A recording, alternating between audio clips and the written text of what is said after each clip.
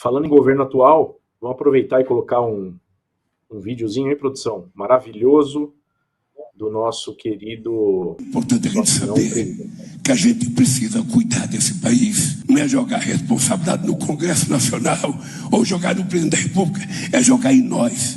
Antes de eu perguntar o que o Lula fez, eu tenho que perguntar o que eu estou fazendo.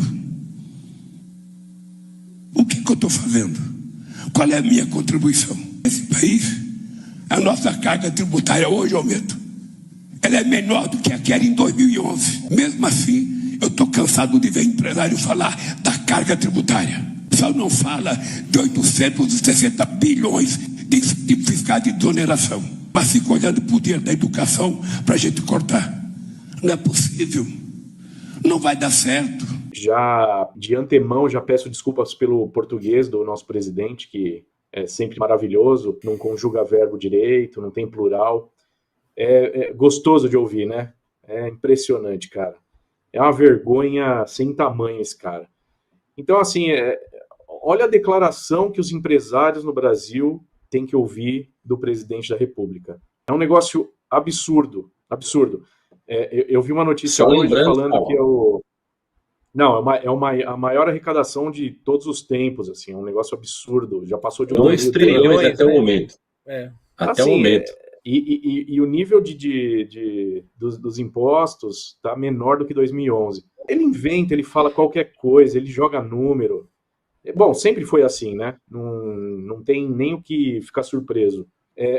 Parece que é um negócio super fácil e o empresário reclama de pagar o pouco imposto que a gente já paga, né? Imposto um sobre o outro é um negócio absurdo. Ô, Zanetti, facinho ter empresa no Brasil, né?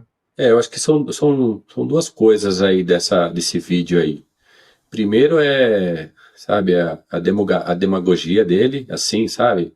Sempre vindo com uma palavra de que ele é o coitadinho. Ele sempre é o coitadinho, ele posa de coitadinho, impressionante. Tá lá, é presidente, por que não bate no peito e fala, não, nós vamos fazer isso. É sempre, estão contra mim, eu tô a favor do povo e não sei o quê. Mas tá lá, a esposa lá viajando, você não vê nenhum projeto para diminuir uma estatal que não é estratégica para o Brasil, ou cortar na carne os gastos. Tanto é que, se eu não me engano, acho que tanto o Davi Alcolumbre como o Hugo Mota e outros líderes também partidários já se pronunciaram falando que o governo não tem um projeto para cortar gastos. Eles só querem saber de aumentar aí os gastos. Então, assim, nesse sentido, como é que o empresário olha isso? Ele fala, aqui está um manicômio. O Brasil está um manicômio. Eu não vou. O meu plano de investimento aqui para os próximos anos, eu vou colocar um pé no freio aqui. E aí nisso já vira aquela insegurança, o dinheiro não vem de fora, o dinheiro que está aqui dentro só vai para quem é amigo do rei, ou seja, as grandes empresas lá, os pequenos e médios não têm acesso a um crédito barato para poder se desenvolver, ou seja, realmente o título faz jus aí, ó, o último apaga-luz, porque do jeito que está, a gente não consegue ver uma esperança, não.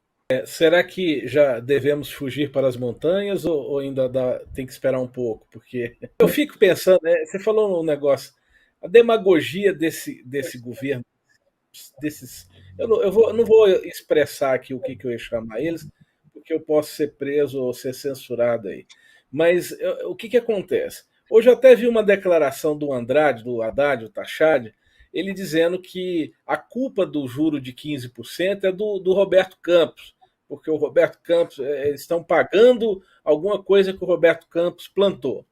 Aí eu fico pensando, esses camaradas, eles nunca assumem culpa de absolutamente nada que eles fazem. Você pensa o seguinte, o primeiro governo do Lula foi bom porque ele pegou o melhor momento de crescimento do mundo, momento que estava tudo bombando, commodities bombando, e detalhe, os tigres asiáticos naquela época cresceram a números assim muito superiores ao nosso. A gente teve um crescimento pífio em comparação ao que o mundo cresceu naquela época.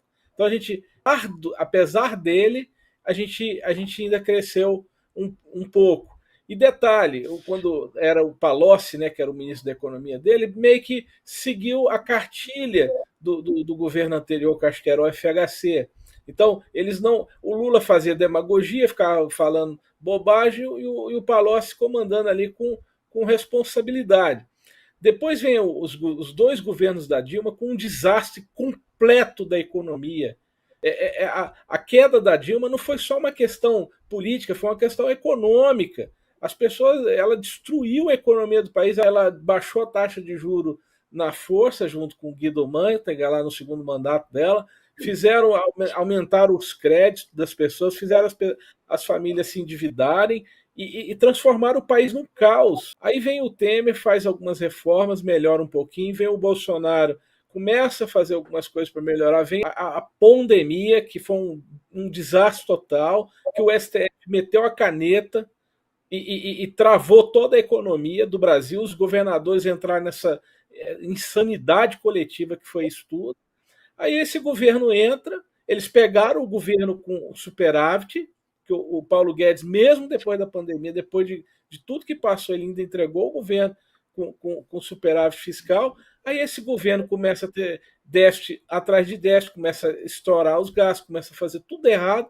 Aí tudo que eles vão falar não, porque o Bolsonaro, tudo é culpa do Bolsonaro, tudo é culpa do Roberto Campos Neto, tudo é culpa do Guedes, eles não assumem culpa de nada. E esse Lula, que eu não vou falar o que ele é, mas ele vem com esse cinismo característico dele, dizer que o empresário precisa se sacrificar mais. Meu Deus do céu, nós pagamos imposto de tudo. Não é só uma carga tributária alta, a gente tem uma das mais complexas do mundo. Acho que, salvo engano, o empresário brasileiro, o industrial, as empresas, são as que mais gastam horas de trabalho no mundo para calcular qual imposto que você vai ter que pagar, e sempre tem um passivo tributário. Eu falo para vocês, se o fiscal da Receita for na sua empresa e quiser te ferrar, ele vai achar alguma coisa, porque sempre tem alguma norma que você não pegou, que você não viu, que mudou. Então, é um cínico, é um bêbado, enfim, é um cara que não deveria estar onde está, mas infelizmente a gente não só tem que aguentar ele na presidência, mas aguentar também os efeitos perversos da insanidade dele, da senilidade dele. É um Biden brasileiro. O Mioto, pegando um gancho nisso aí, em relação aos projetos, você vê que eles não têm nenhum projeto nessa vertical tributária que vai atrás das organizações criminosas que lavam dinheiro. Então você vê eles, até 2027, se não me engano, já vão começar a testar os tributos automáticos, o débito dos tributos automáticos, dos tributos automaticamente, ou seja, a pessoa já não tem nem como pensar, putz, eu pago aqui a matéria-prima ou pago o imposto que eles falam, né? Split já vai automático na conta. Ou seja, para isso, para taxar, para ir atrás do cidadão que realmente está empenhado em fazer o correto ali, eles têm projetos maravilhosos ali, né? Que saem rapidinho. Agora, para ir contra a lavagem de dinheiro, é uma dificuldade. É o que a gente estava falando sobre o Estado, do Estado mínimo ali, né? O Estado, ele é capaz de fazer coisas assim, mirabolantes, se tornar muito boas assim, mas só para o que eles querem. É impressionante. Para o povo, eles não conseguem. Parece que não anda as coisas. Falam de um projeto que vai ajudar o povo. Não, peraí, vamos devagar. Não é bem assim. É impressionante.